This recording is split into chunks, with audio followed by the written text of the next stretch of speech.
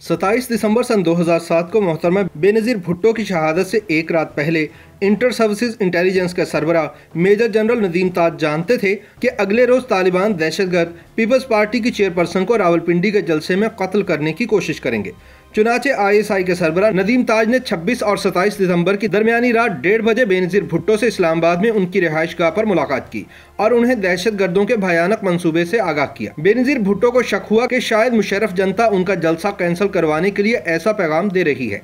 चुनाचे उन्होंने ISI के सरबराह से सवाल किया कि अगर आपके पास मेरे कत्ल की साजिश के बारे में इतनी पक्की इत्तला है तो आप मुझे बताने की बजाय उन दहशतगर्दों को गिरफ्तार क्यों नहीं करते। बीबी ने मेजर जनरल नदीम ताज से मजीद कहा कि आपको न सिर्फ उन दहशतगर्दों को गिरफ्तार करना चाहिए बल्कि रावलपिंडी जलसे के दौरान मेरी और मेरे कारकुनान की सिक्योरिटी को भी यकीनी बनाना चाहिए। मुशर्रफ के करीब समझे जाने वाले ISI चीफ ने जवाब में बीबी को यकीन दिलाया कि उन्हें अगले रोज फुल प्रूफ सिक्योरिटी फराहम की जाएगी। ताहम 27 दिसंबर के रोज दहशतगर्दों ने अपने मंसूबे पर अमल करते हुए बेनज़ीर भुट्टो को शहीद कर दिया और ISI कुछ भी न कर पाई। ये इंकशाफ सीनियर बरतानवी सहाफ़ी और BBC के इस्लामाबाद में साबिक नुमाइंदे ओवेन बेनेट जोन्स ने अपनी ताज़ा किताब the Bhutto dynasty the struggle for power in Pakistan में किया है। अहम तरीन सवाल यह है कि अगर पाकिस्तान की सबसे ताकतवर खुफिया एजेंसी को ये मालूम था कि तालिबान दहशतगर्द बेनज़ीर भुट्टो को अगले रोज निशाना बनाने जा रहे हैं तो इस मंसूबे को नाकाम बनाने और उनकी सिक्योरिटी बढ़ाने की बजाय मोहतरमा का सिक्योरिटी हिसार क्यों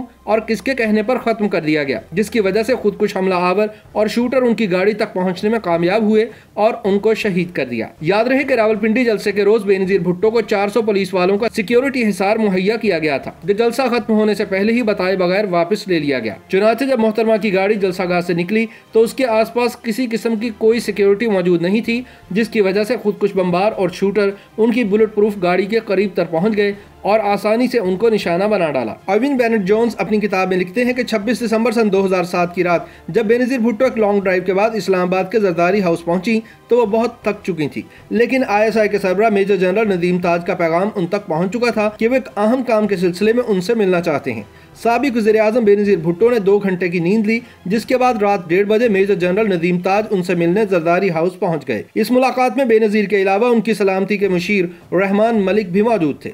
नदीम ताज ने उन्हें बताया कि अगले रोज रावलपिंडी के जलसे के दौरान दहशतगर्द उन्हें कत्ल करने की कोशिश करेंगे। ISI के सरबराह को अपने जराये से इस मंसूबे के बारे में पक्का यकीन था। उनकी बात सुनकर बेनज़ीर भुट्टो को शुबा हुआ कि नदीम ताज कहीं उन पर अपना जलसा मंसूख करने के लिए दबाव तो नहीं डाल रहे हैं। उन्होंने नदीम ताज से कहा कि अगर आप उन खुदकुश बमबारों के बारे में जानते हैं तो आप उन्हें गिरफ्तार क्यों नहीं करते। ISI चीफ का जवाब था कि यह नामुमकिन है क्योंकि इससे उनके ज़राए बेनकाब हो जाएंगे। इस पर बेनज़ीर भुट्टो ने कहा कि आप मेरी सिक्योरिटी में इजाफा करें, आप ना सिर्फ मेरी बल्कि मेरे लोगों की हिफाजत को भी यकीनी बनाएं। ISI के सरबराह ने वादा किया कि वो इसके लिए अपनी पूरी ताकत लगा देंगे। दूसरी तरफ जब बेनज़ीर मेजर जनरल नदीम ताज से मिल रही थी, उनके कातिल उनका कत्ल की हतमी तैयारी कर रहे थे। बेनेट जोन्स लिखते हैं कि आधी रात के बाद तालिबान हैंडलर नसरुल्लाह 15 साल के 2 बच्चों बिलाल और इकरामुल्लाह के साथ रावलपिंडी पहुंच चुका था।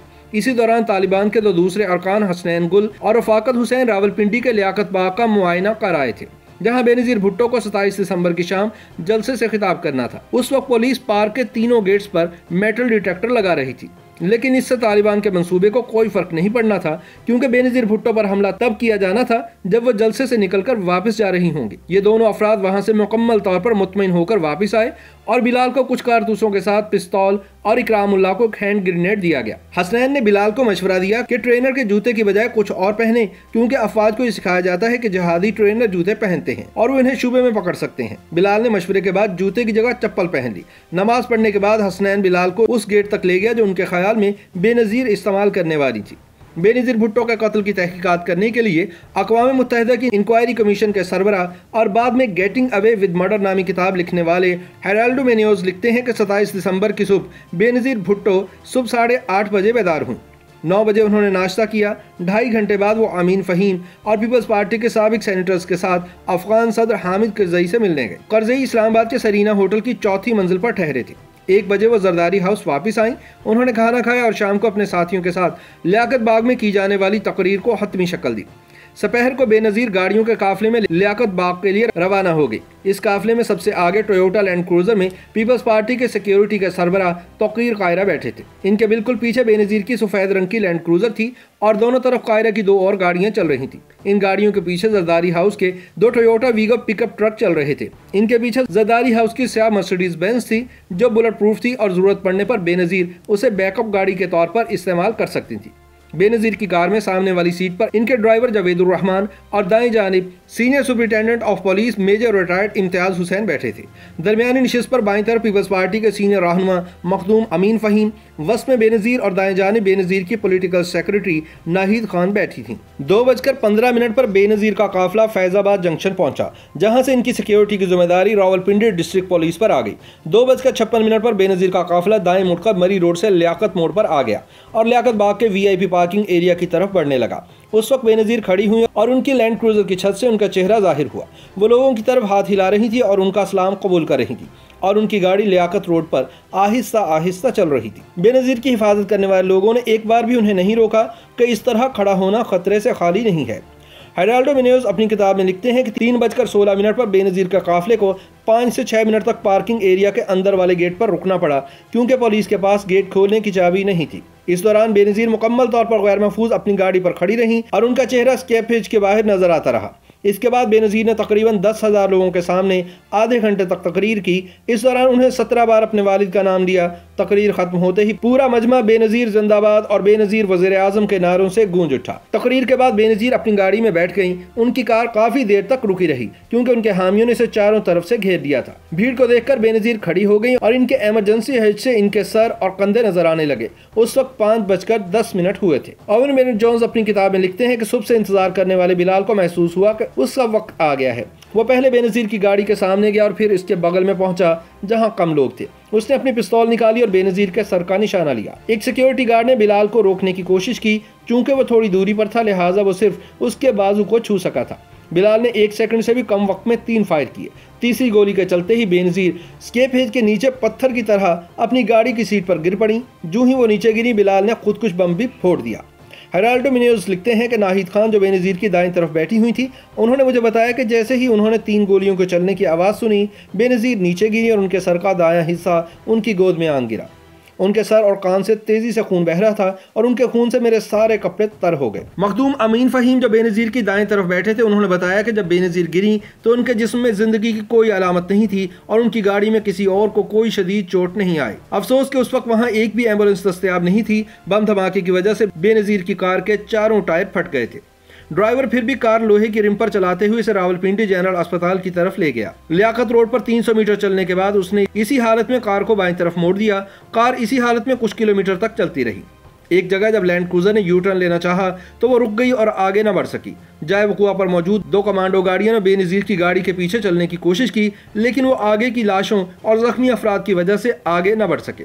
नाहिद खान ने ओवन बेनेट जोन्स को बताया कि हमारे सामने बेनजीर को टैक्सी में अस्पताल ले जाने के अलावा कोई चारा नहीं था। पुलिस को कुछ पता नहीं था। हम टैक्सी का इंतजार कर रहे थे कि 2 या 3 मिनट बाद एक जीप आकर रुकी। हम बेनजीर को इस जीप में अस्पताल ले गए। वो जीप बेनजीर की तर्जुमान शेरी रहमान की थी। रिकॉर्ड से पता चलता है कि वो सब हमले के 34 मिनट बाद अस्पताल पहुंचे। अस्पताल पहुंचने के फौरन बाद बेनजीर को स्ट्रेचर पर पार्किंग एरिया के अंदर ले जाया गया।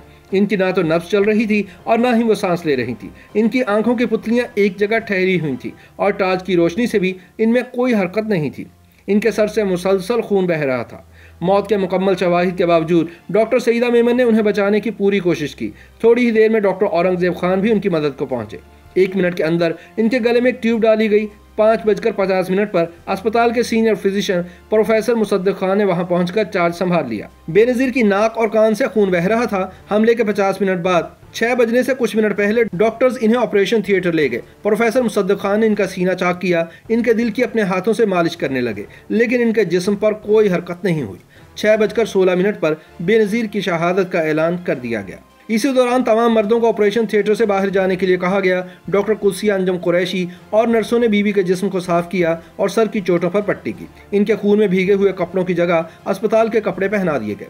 डॉक्टरों ने बताया कि जब बेनजीर अस्पताल पहुंची तो इनके जिस्म पर कोई दुपट्टा नहीं था। अभी तक ये मालूम नहीं हो सका कि आखिर दुपट्टा कहाँ गया। बीबी के डेथ सर्टिफिकेट नंबर 202877 में मौत की वजह कॉलम में लिखा गया कि पोस्टमार्टम के बाद इल्म होगा। डॉक्टर मुसद्दिक खान ने पुलिस चीफ सऊद अजीज से 3 बार पोस्टमार्टम की इजाज़त तलब की, लेकिन उन्होंने 3 बार इसकी इजाज़त नहीं दी। बाद में उन्होंने ये कहते हुए फैसले का दिफा किया कि उन्हें बेनज़ीर के अहले खाना से इजाज़त नहीं मिली है। जब अस्पताल के बाहर बेनज़ीर की मौत का ऐलान किया गया तो वहाँ खड़े हजूम के मुँह से एक आह निकली। इसी दौरान साबिक वज़ीर-ए-आज़म नवाज शरीफ भी अस्पताल पहुँच चुके थे और गम से निढाल थे।